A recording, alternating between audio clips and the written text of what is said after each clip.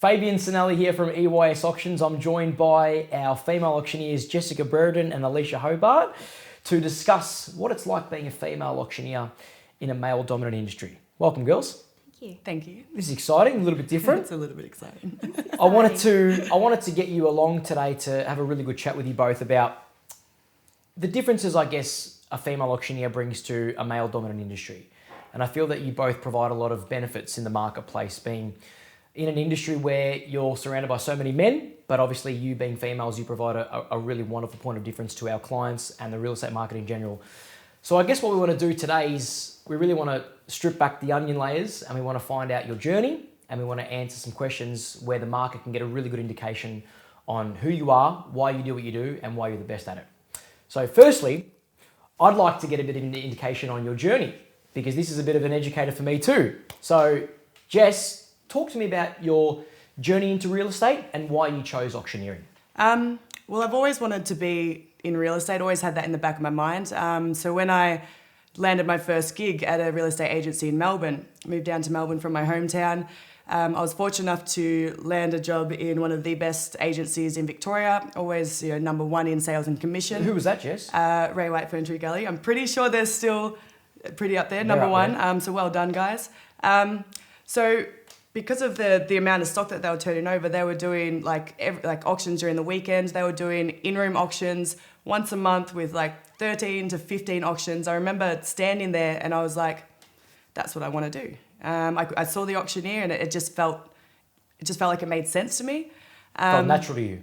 Felt very natural to me. But then moving back to my hometown, continuing real estate there, I remember I said to my director, I was like, Scott, I want to go out and call auctions. And he was a really good auctioneer at the time as well. And he goes, Jess, if you want to call auctions, just go out there and call auctions.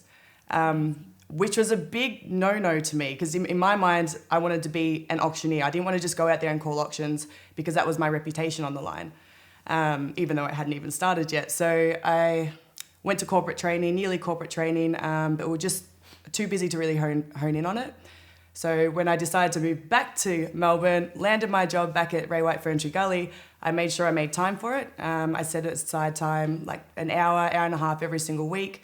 I hired an auctioneer trainer and from there I entered a competition. I won the competition, I got recognised, and then our founder, Brereton called me up and I still remember the phone call because it changed my life. Now you're here. Yeah, now I'm here. I landed my dream job, so that's pretty much, and now we're here. I love hearing that you've landed your dream job because that's what we want everybody to say when they become an auctioneer because it really is. It's a dreamy job. Leish. Best job in the world. Talk to me about your journey. I think my journey is very similar to what a lot of people find when they decide to be an auctioneer is I worked for a new office. We'd listed our first auction campaign. Our directors had employed somebody to call the auction. They were gushing about how amazing this person was.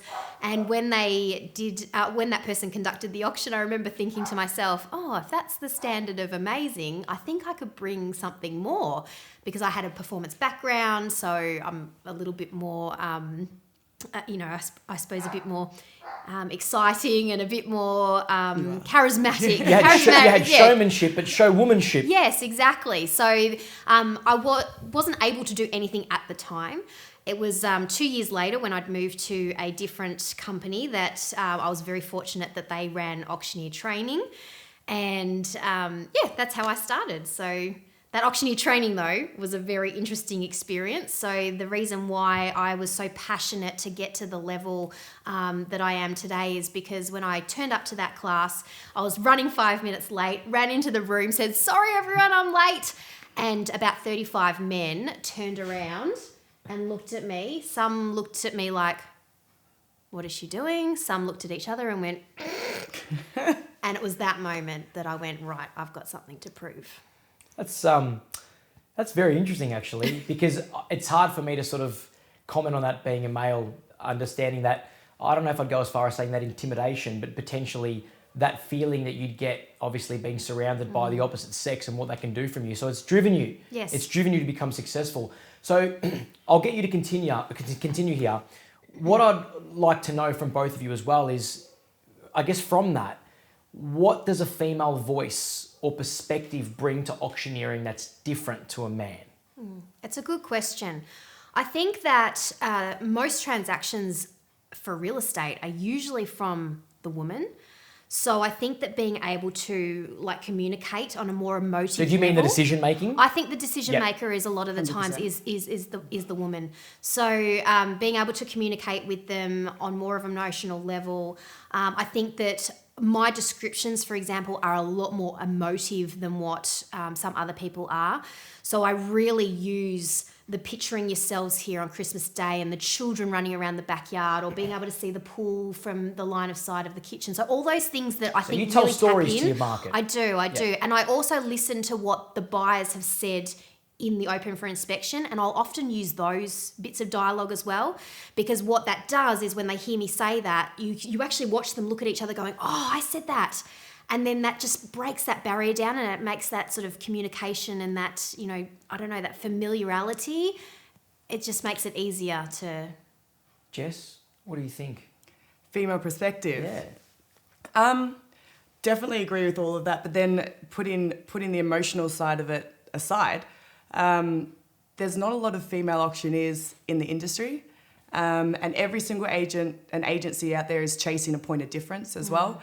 So I can speak for myself and I can speak for Alisha. We are both phenomenal at what we do. Look at our statistics, look at our clearance rates and things like that. But if you bring it down to the agency and the agency wanting to be a point of difference, why not use a female auctioneer?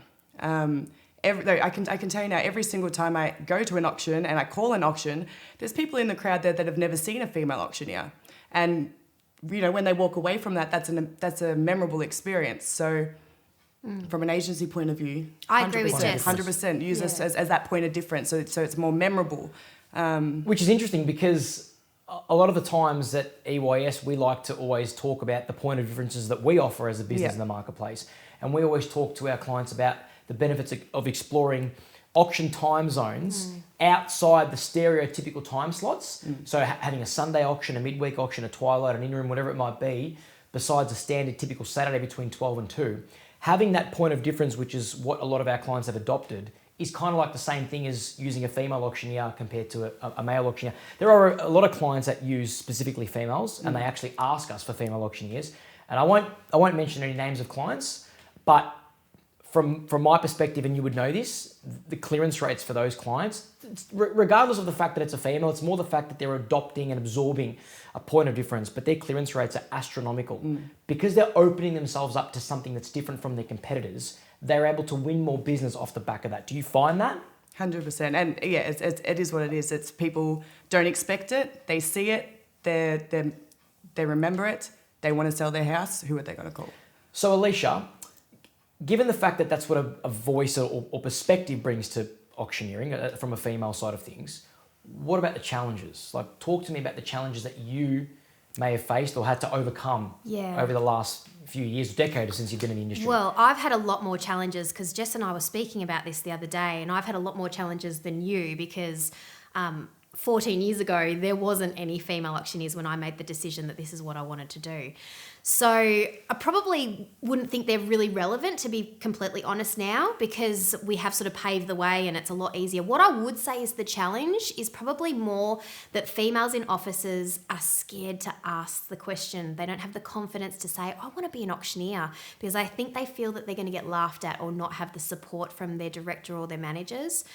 So that would probably be the thing that was definitely a challenge back in my day, which I think is very still relevant now. Jess, I've got a little bit of a follow-up for that, but before I go into that, do you want to talk to me about what are some of the challenges you may have had to overcome or faced? I think I can't say for sure, but obviously when I first started many moons ago, potentially my booking numbers didn't increase as quickly as if you were to hire a male auctioneer. Why? I guess it's just the stigma. People aren't used to it. You know, they're used to follow a certain structure. The man is the auctioneer. Probably, the 10, 14 years ago, you would have felt that a lot more as well. But I think that would have been the case, to be quite honest with you. My booking numbers may not have increased as quickly as if I was a male.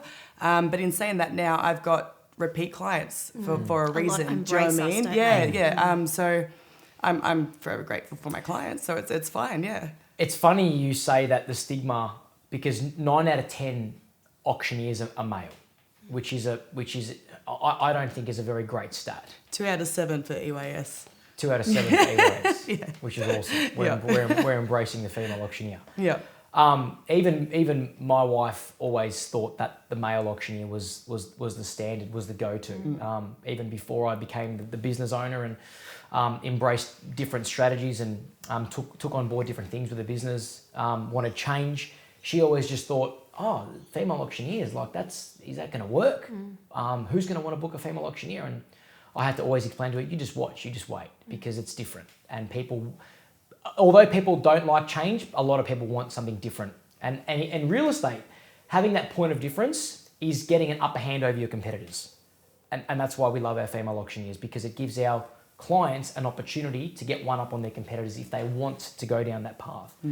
So given that 9 out of 10 auctioneers are men, do you feel that your clients need to tell their vendors before you turn up on auction day, hey, we've got a female auctioneer today? I don't think they have to, but Yep. I do think it's a lot more comfortable for everybody if they have just said, Alisha will be your auctioneer on Saturday, or Jess will be your Just auctioneer on name. Saturday. Yeah. Just the name. Just because sometimes there is the perception, so that when It's going to be a man that turns up. Exactly. Yeah. So when we turn up and we walk in the lounge room, and they do have that little bit of look of concern Yeah, and of a little bit course. of fear. Yeah. The minute that we open our mouths and say a very good morning to all gone, It's gone. melts away. Yeah. That is one of the reasons why I like to call vendors on the Friday, because then we have a nice conversation and they just know that, yeah, she's got this.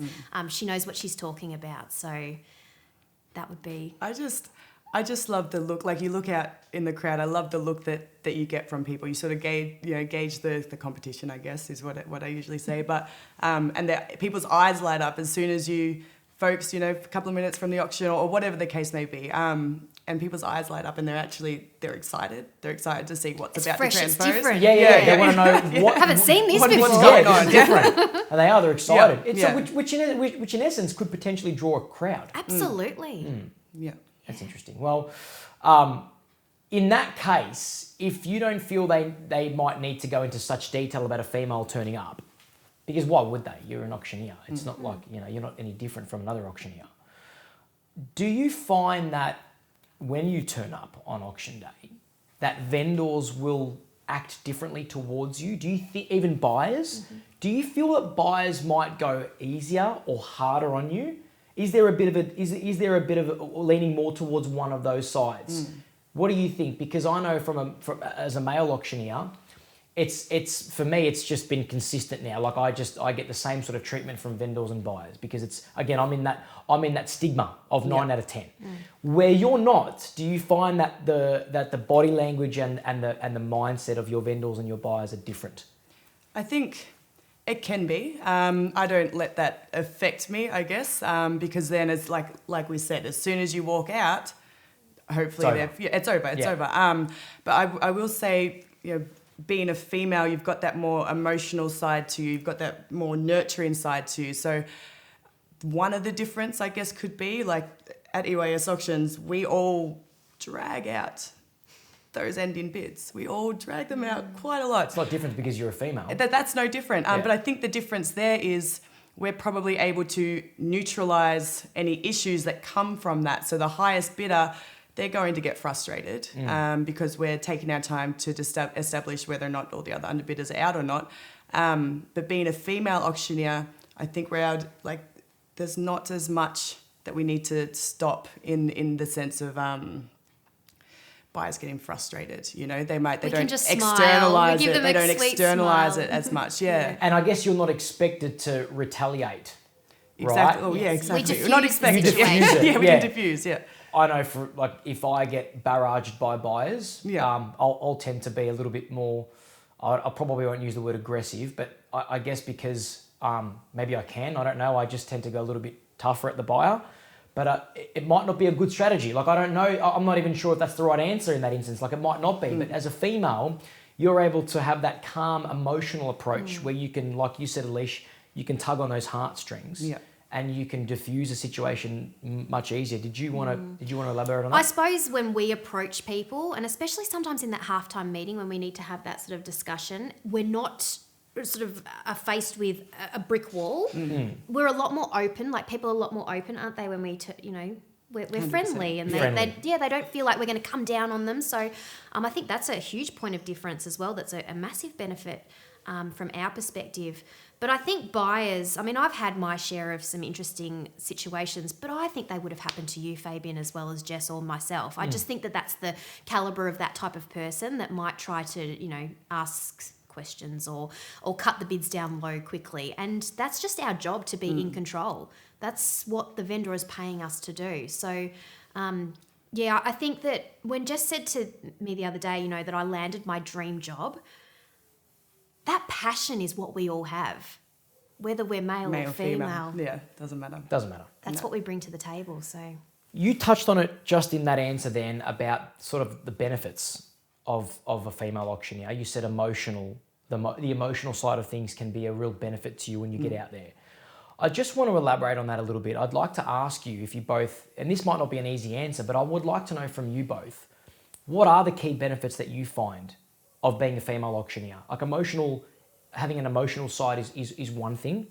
Is there anything that sticks out to you more than something else, for example, that you can provide your marketplace that is more beneficial to potentially using a male? It's a tough one. See, it sounds like an easy question, but it's not. Yeah. Just a long pause. I think that the point of difference is going to be short-lived.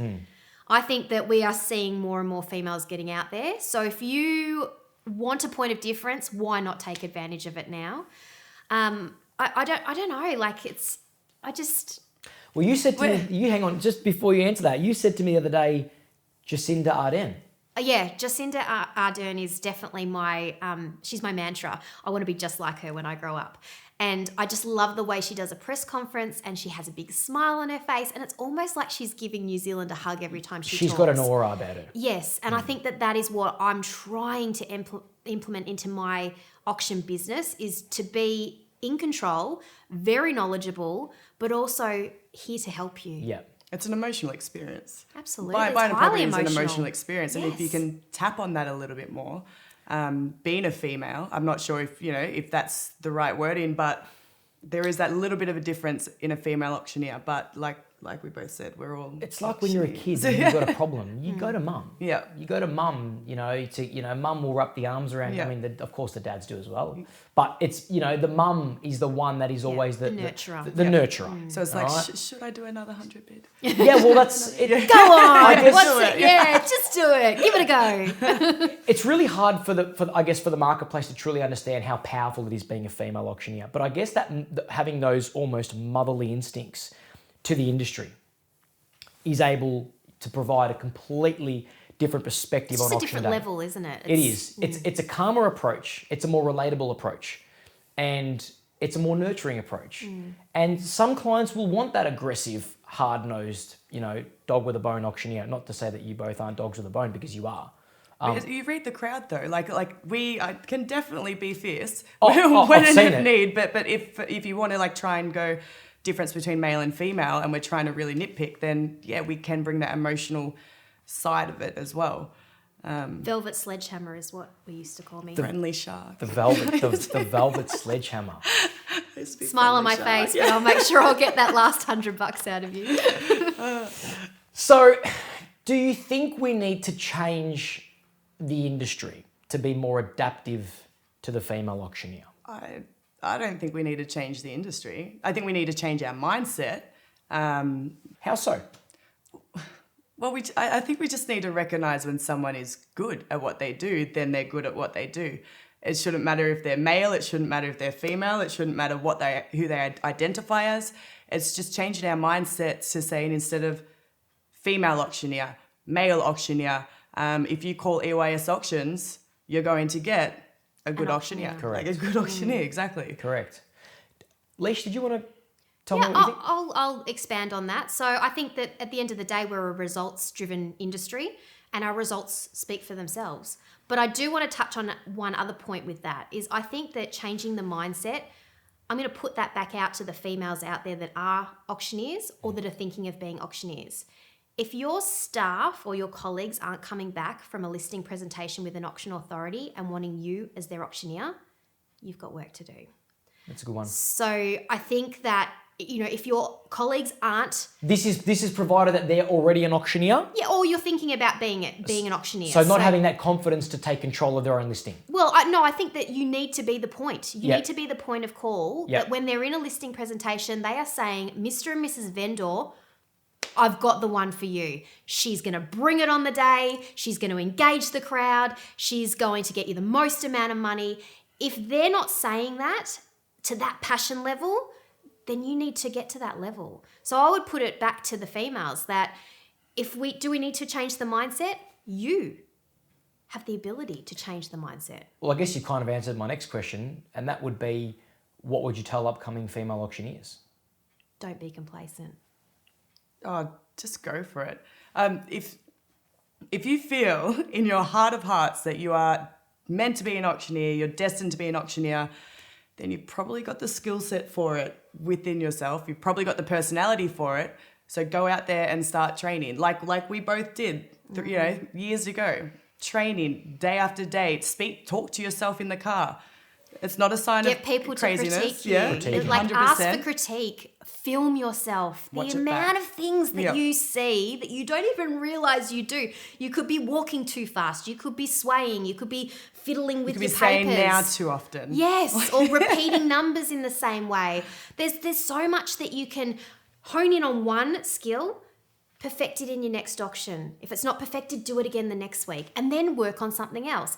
Because by the time you've done that a few times over, you are going to be a force to be reckoned with. And I think that answer there is definitely going to provide a lot of inspiration to young or aspiring female auctioneers that want to become auctioneers in the industry. And I would just like to make a point that if any female auctioneer wanted to join EYS auctions or to get some inspiration or mentorship, I'd like you both to step in there and provide that assistance to help them. Because Absolutely. you've gone through that journey. Yeah. Our mobiles are on the website, so happy to speak to anybody. You're always answering my calls 24/7, so I don't suppose you wouldn't answer theirs. So this is really exciting that you're both able to provide that safety net for aspiring auctioneers in Melbourne. And we're almost done. We've got really one more question to go. And this is a little bit of this is another tricky one. Gosh. Let's see how you go with this one. You're going to pitch yourselves now. That's fine. Go. That's good. Why should you book a female auctioneer? Give me a key takeaway. Because you want an auctioneer. Pretty standard. It's a standard. Yeah, of course. You So- want an I agree. auctioneer? Do you- That's it. Anatomy shouldn't matter, Alisha? No, No, anatomy no. shouldn't matter. If you want an auctioneer, book an auctioneer. We all do an amazing job, so why wouldn't you just book? And it might just be that point of difference. And I was going to say separates you. before, absolutely. I was going to say before that the amount of people that come up to me, and I'm sure you have it as well, that say, I've never seen a female auctioneer before. That go out of their way to You- come up to you at the yeah. end of the As auction. we're, like, running to the car. It's amazing. Yes. It's a great They're feeling. like, It's, It is. it's you're beautiful. really good. Yeah. And then that is a takeaway that then they go and tell people. I'm pretty sure that at most male auctions, they probably don't do that as job. much. So Yeah, yeah. well done. I've never seen a male before. Just normal. It's just normal Just for us. Yeah. Exactly. So then you've got people talking about you. It is a point of difference. Win-win. Well, that was exciting. That was I awesome. thought so. I learned a lot of things about you both today that I actually didn't know, which I'm a little bit embarrassed about because obviously it's my business, but the reality is every auctioneer at EYS needs to feel like it's their business as well. And that's the way you both have embraced it since you've joined. I genuinely believe, and I'm not just saying this, you know how I feel about you both. I genuinely feel that you are the best female auctioneers and some of the best auctioneers I've ever seen in my life. Some of the skills and wittiness and pizzazz that you bring on auction day, I can't even compete with. It's just incredible. So I'm so blessed that you're a part of the team. Thank you very much for today. And I really hope this interview today challenges agents that aren't exploring female auctioneers to use them. And agents, I will more so direct this at you. I challenge you on that to book these girls in because they are some of the finest auctioneers in the land, without a doubt. So girls, thank you very much. Thanks, Fabian. And I look forward to seeing you out on the street. Thank you. 100%.